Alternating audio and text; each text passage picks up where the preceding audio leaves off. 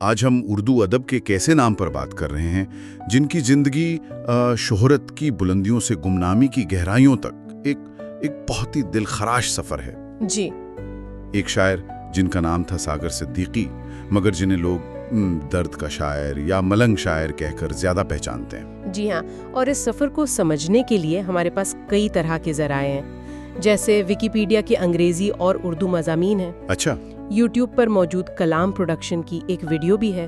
اردو محفل فورم پر کافی گفتگو ملتی ہے ان پر۔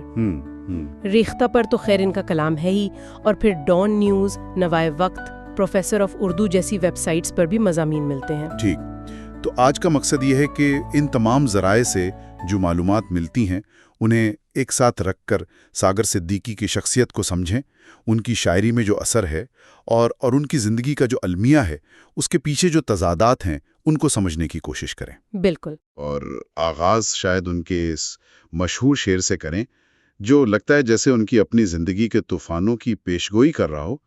بھنور آنے کو ہے اے اہل کشتی، ناخدا چنے۔ کیا بات ہے! بالکل، یہ شعر واقعی ان کی آنے والی زندگی کی جیسے عکاسی کرتا ہے۔ تو چلیے ان کی ابتدا سے بات شروع کرتے ہیں۔ جی، ساگر صدیقی، جن کا اصل نام محمد اختر تھا، 1928 میں برطانوی ہندوستان کے شہر امبالہ میں پیدا ہوئے۔ ایک متوسط گھرانہ تھا۔ بچپن امبالہ اور سہارنپور میں گزرا، اور یہ سنا ہے کہ باقاعدہ اسکول تو نہیں گئے؟ نہیں، گھر پر ہی حبیب حسن نامی ایک بزرگ تھے، ان سے اردو سیکھی، اور کہتے ہیں کہ انہی کی وجہ سے شاعری کا شوق بھی پیدا ہوا۔ اچھا، اور کم عمری میں ہی لکھنے لگے تھے؟ جی ہاں، بہت کم عمری میں۔ پھر خاندان امرتسر چلا گیا، وہاں گزر بسر کے لیے وہ لکڑی کی کنگھیاں بنانے کا کام شروع کیا۔ کنگھیاں بناتے تھے؟ جی، لیکن شاعری کا شوق غالب تھا۔ محض 14-15 سال کی عمر میں باقاعدہ شعر کہنے لگے۔ شروع میں تخلص ناصر حجازی رکھا تھا۔ ہاں، یہ میں نے بھی پڑھا ہے۔ بعد میں ساگر صدیقی ہوئے؟ جی، بعد میں ساگر صدیقی، اور پھر وہ مشہور واقعہ ہوا 1944 والا، امرتسر کا مشاعرہ۔ جی، امرتسر میں ایک بڑا مشاعرہ تھا۔ ساگر کی عمر صرف 16 سال تھی، اور انہیں وہاں پڑھنے کا موقع مل گیا۔ ان کی آواز اور وہ ترنم، سنا ہے بہت پرسوز آواز تھی؟ بہت۔ اس آواز اور انداز نے سب کو موہ لیا۔ کہتے ہیں بس ایک ہی رات میں مشہور ہو گئے۔ واہ، 16 سال کی عمر میں؟ جی، اس کامیابی کے بعد پھر انہوں نے وہ کنگھیوں والا کام چھوڑ دیا۔ ہاں، اور پوری طرح شاعری سے ہی وابستہ ہو گئے۔ مختلف شہروں میں مشاعروں میں جانے لگے۔ لطیف انور گرداسپوری سے اصلاح بھی لیتے رہے۔ لیکن گھر والے خوش نہیں تھے شاید اس سے؟ بالکل نہیں، خاندان والے سخت ناخوش تھے۔ وہ سمجھتے تھے یہ آوارگی ہے۔ دباؤ اتنا تھا کہ انہوں نے تقریباً گھر آنا جانا ہی چھوڑ دیا۔ تو یہیں سے وہ خانہ بدوشی شروع ہوئی ایک طرح سے؟ شاید کہہ سکتے ہیں۔ پھر 1947 آ گیا، تقسیم ہوئی۔ ساغر 19 سال کے تھے، لاہور آ گئے۔ لاہور میں ان کا استقبال کیسا رہا؟ بہت اچھا۔ یہ دور یعنی تقریباً 1947 سے 1952 تک، یہ ان کی زندگی کا سنہرا دور سمجھا جاتا ہے۔ Golden period. جی، اس وقت ان کی یہ خاص امیج تھی۔ دبلے پتلے، گھنگریالے بال، اکثر وہ زرد رنگ کی بوسکے کی قمیض پہنتے تھے۔ ہاں، یہ تصویریں دیکھی ہیں۔ تو جب وہ اپنی مخصوص آواز میں غزل پڑھتے تھے، محفل پر چھا جاتے تھے۔ لاہور کے ادبی حلقوں میں بہت مقبولیت ملی۔ اور فلموں میں بھی کام کیا اس دوران؟ جی ہاں، کئی ادبی رسائل سے بھی وابستہ رہے، کچھ کی ادارت بھی کی، اور فلموں کے لیے گیت لکھے جو بہت بہت مقبول ہوئے۔ کون سے گیت؟ کچھ مثالیں؟ جیسے وہ مشہور لالے میری پت رکھیو بھلا جھولے لالندے یا دمادم مست کلندر، یہ مختلف موسیقاروں نے کمپوز کیا ہے۔ اچھا، یہ انہوں نے لکھا تھا؟ جی، ان سے منسوب ہے۔ اور ایک اور گیت تیری الفت میں صنم دل نے بہت درد سہے بھی، انور کمال پاشا جیسے ہدایتکار ان کے سرپرست تھے۔ انہوں نے اپنا کوئی رسالہ بھی نکالا تھا؟ ہاں، ایک ادبی جریدہ شروع کیا تھا۔ ادبی حلقوں میں تو کافی سراہا گیا، مگر مالی طور پر ناکام رہا۔ یہ بھی ایک بڑی مایوسی تھی ان کے لیے۔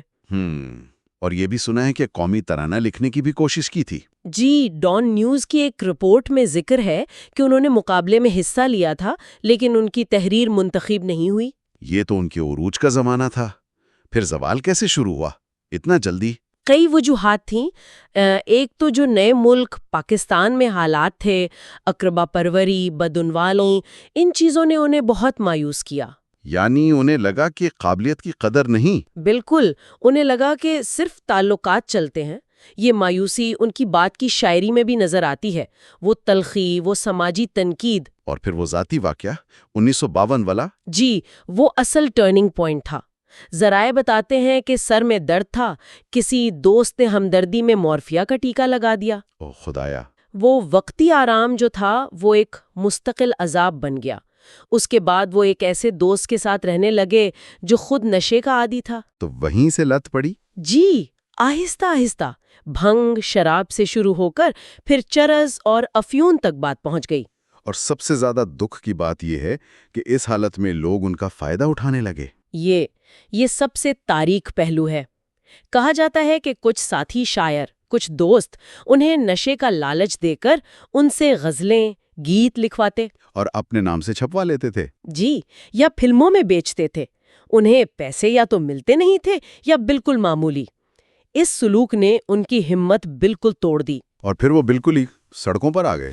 بالکل، لاہور کی سڑکیں، انارکلی، داتا دربار، سرکولر روڈ، یہ علاقے ان کا ٹھکانہ بن گئے۔ حلیہ بگڑتا چلا گیا۔ کیسا حلیہ؟ کبھی پھٹے پرانے کپڑے، کبھی بس ایک میلی سی چادر اوڑی ہوئی، ننگے پاؤں، بال بکھرے ہوئے۔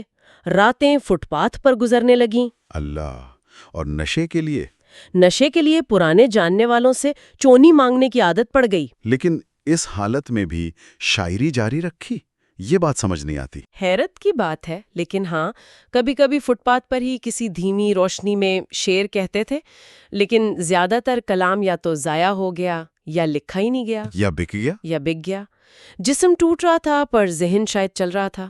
ان حالات میں بھی ان کی شخصیت کی کچھ باتیں ایسی ہیں جو حیران کرتی ہیں۔ یقیناً، وہ جگر مراد آبادی والا واقعہ یاد ہے؟ ہاں، سنا ہے۔ 1958 لائل پور کا مشاعرہ۔ جی، جگر مراد آبادی صدر مشاعرہ تھے۔ جب ساغر نے اپنی وہ غزل پڑھی، ایک وعدہ ہے کسی کا جو وفا ہوتا نہیں، ورنہ ان تاروں بھری راتوں میں کیا ہوتا نہیں۔ بالکل، تو جگر صاحب اتنے متاثر ہوئے کہ انہوں نے اپنی غزل پڑھنے سے انکار کر دیا، کہا کہ ساغر کی غزل ہی حاصل مشاعرہ ہے۔ یہ تو بہت بڑا اعزاز تھا جگر صاحب کی طرف سے۔ بہت بڑا۔ اور پھر وہ ایوب خان والا واقعہ۔ ہاں، وہ بھی بڑا دلچسپ ہے، بتائیے ذرا۔ 1958 میں جب فوجی انقلاب آیا، ایوب خان لاہور آئے۔ ساغر کی ایک نظم جس میں مصرع تھا کیا ہے صبر جو ہمیں ایوب ملا، وہ ان تک پہنچی۔ اچھا، تو ایوب خان نے ملنے کی خواہش کی؟ جی، پولیس انہیں ڈھونڈ کر لائی، مگر ساغر نے ملنے سے انکار کر دیا۔ ہاں، کہا فقیروں کا صدر سے کیا کام؟ جب زیادہ اصرار ہوا تو سگریٹ کے خالی ڈبی کے اندر ایک شعر لکھ کر دیا کہ یہ صدر صاحب کو دے دینا۔ کیا شعر تھا؟ 2 روایتیں ہیں شاید۔ جی، ایک روایت ہے کہ شعر تھا، جس عہد میں لٹ جائے فقیروں کی کمائی، اس عہد کے سلطان سے کچھ بھول ہوئی ہے۔ واہ! دوسری روایت میں شعر مختلف ہے، ہم سمجھتے ہیں ذوق سلطانی یہ کھلونوں سے بہل جاتا ہے، مگر پیغام وہی تھا، بے نیازی، قلندری۔ صحیح۔ یہ ان کی طبیعت تھی۔ خالد چودھری نے بھی نوائے وقت میں لکھا ہے نا کہ وہ ان کی دکان پر آتے تھے تو بالکل سادہ سی فرمائشیں کرتے تھے، لیکن اس خستہ حالی میں بھی ایک وقار تھا۔ جی ہاں، اور نئے کپڑے اگر کوئی دیتا تو لیتے نہیں تھے یا لے کر کسی اور فقیر کو دے دیتے۔ اور وہ شادی والا قصہ جو اردو محفل پر شاید کسی نے لکھا، لیکن طبقاتی فرق کی وجہ سے نہیں ہو سکی۔ اچھا۔ برسوں بعد جب ساغر سڑکوں پر تھے، ان کی ملاقات اسی خاتون سے ہوئی جو اب مطلقہ تھیں۔ انہوں نے سہارا دینے کی پیشکش کی۔ تو ساغر نے کیا کہا؟ ساغر کا جواب تھا، بندہ پرور کوئی خیرات نہیں، ہم وفاؤں کا صلہ مانگتے ہیں۔ اللہ اکبر! مطلب حالات جیسے بھی تھے، ان کی انا، ان کی خودداری، وہ قائم تھے۔ بالکل، یہ واقعات ان کی شخصیت کی پیچیدگی دکھاتے ہیں۔ اب اگر ان کی شاعری کے مجموعی انداز پر بات کریں، انہوں نے لکھا تو سبھی اصناف میں ہے، غزل، نظم، کتاب، ربائی، لیکن پہچان غزل ہی بنی۔ جی، غزل ان کی پہچان ہے۔ موضوعات کیا تھے؟ ظاہر ہے درد اور غم تو ہوں گے ہی۔ بالکل، درد، غم، مایوسی، زندگی کی تلخی، یہ تو بنیادی ہیں، لیکن صرف یہی نہیں ہے۔ سماجی ناانصافیوں پر تنقید بھی ہے، تصوف کے رنگ بھی ہیں، حسن و عشق کی باتیں بھی ہیں۔ یعنی صرف ذاتی غم نہیں تھا؟ نہیں، وہ ذاتی غم سے نکل کر جیسے کائناتی بن جاتا ہے۔ جی وہ شعر تو آپ نے سنا ہوگا، زندگی جبر مسلسل کی طرح کاٹی ہے، جی جانے کس جرم کی پائی ہے سزا یاد نہیں۔ ہاں، بہت مشہور ہے۔ یا وہ شعر جو نشے کی طرف اشارہ لگتا ہے، میں تلخی حیات سے گھبرا کے پی گیا، غم کی سیاہ رات سے گھبرا کے پی گیا۔ جی، اور وہ غزل بھی بہت کمال کی ہے۔ یہ جو دیوانے سے دو چار نظر آتے ہیں، ان میں کچھ صاحب اسرار نظر آتے ہیں۔ اس میں دیوانگی میں بھی ایک حکمت کی بات ہے، اسی لیے تو انہیں درد کا شاعر، ملنگ شاعر کہا گیا۔ ان کے مجموعے بھی چھپے، غم بہار، زہر آرزو، لوح جنو، شب آگہی، تیشہ دل، اور بعد میں کلیات ساگر بھی آئی۔ جی بالکل۔ مگر زندگی کے آخری دن وہ بہت مشکل تھے، انتہائی تکلیف دہ۔ جنوری 1974 میں ان پر فالج گرا، دایاں ہاتھ بیکار ہو گیا۔ صحت بہت تیزی سے گری، جسم بالکل سوکھ گیا تھا، کہتے منہ سے خون بھی آنے لگا تھا۔ آخری ٹھکانہ وہی داتا دربار کے باہر فٹ پاتھ تھا۔ اور وہیں؟ جی، 19 جولائی 1974 کی صبح وہ اسی فٹ پاتھ پر مردہ پائے گئے۔ عمر صرف 46 سال تھی۔ صرف 46 سال۔ دوستوں نے پھر تدفین کی میانی صاحب قبرستان میں۔ جی، ڈان نیوز کی رپورٹ میں ایک کتے کا ذکر ہے، وہ بہت دل دکھانے والا ہے۔ ہاں، وہ ایک آوارہ کتا تھا، کئی سال سے ساگر کے ساتھ رہتا تھا۔ ان کی موت کے بعد وہ وہیں بیٹھا رہا، اسی جگہ پر۔ اور پھر؟ ٹھیک 1 سال بعد وہیں اسی جگہ پر وہ کتا بھی مر گیا۔ یا اللہ، جانور کی وفاداری۔ جی، یہ بات ساگر کی کہانی کے المیے کو اور گہرا کر دیتی ہے۔ تو ساگر کی زندگی تو ختم ہو گئی، لیکن ان کا ورثہ کیا وہ باقی ہے؟ یقیناً، ان کی شاعری، خاص طور پر غزلیں، آج بھی بہت مقبول ہیں، لوگ پڑھتے ہیں، گاتے ہیں۔ ایک فرانسیسی مصنف ہیں، جولین کولومیو، انہوں نے ان کی زندگی پر ایک نیم افسانوی ناول لکھا ہے، ساگر کے نام سے۔ اچھا، فرانسیسی مصنف نے؟ جی، اور ستم ظریفی دیکھیں، 2023 میں ان کی وفات کے تقریباً 50 سال بعد حکومت پاکستان نے انہیں ستارہ امتیاز دیا۔ 50 سال بعد، زندگی بھر کی ناقدری کے بعد۔ بالکل، یہی تو المیہ ہے۔ ویسے ان کے مزار پر سالانہ عرس بھی ہوتا ہے، اس سے پتہ چلتا ہے کہ عوامی سطح پر لوگ انہیں یاد رکھتے ہیں۔ تو آج کی اس گفتگو کا خلاصہ یہ ہے کہ ساگر صدیقی کی کہانی ایک غیر معمولی صلاحیت اور انتہائی المناک حالات کے درمیان ایک گہرے تضاد کی کہانی ہے۔ جی، انہیں معاشرے نے، دوستوں نے، حالات نے، سب نے مایوس کیا، ان کا استحصال ہوا، مگر ان سب کے باوجود ان کی شاعری زندہ رہی اور آج بھی اثر رکھتی ہے۔ بالکل، ان کی زندگی ہمیں سوچنے پر مجبور کرتی ہے کہ ٹیلنٹ، فن، یہ کتنی نازک چیزیں ہیں اور معاشرہ اپنے حساس فنکاروں سے کیسا سلوک کرتا ہے۔ ہاں، اور یہ بھی کہ سچا فن جو ہے وہ ذاتی دکھوں سے، زمانے کی بے حسی سے اوپر اٹھ کر اپنا راستہ بنا ہی لیتا ہے۔ جی ہاں۔ اور آخر میں ایک سوال سامعین کے لیے چھوڑ جاتے ہیں، کیا ساگر صدیقی کی زندگی صرف ایک فرد کا دکھ بھرا قصہ تھی، یا یہ ہمارے معاشرے کی اس بے حسی کی علامت ہے جو اکثر اپنے اصل ہیروز کو زندگی میں پہچاننے میں ناکام رہتی ہے؟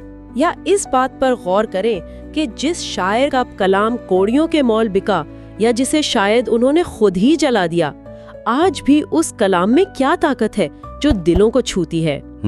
اور کیا مرنے کے کئی دہائیوں بعد ملنے والا کوئی سرکاری اعزاز زندگی میں ملنے والی ایک لمحے کی سچی قدردانی کا اس کی جگہ لے سکتا ہے؟ یہ وہ سوال ہے جو ساگر کی میراث ہمیں دے کر گئی ہیں۔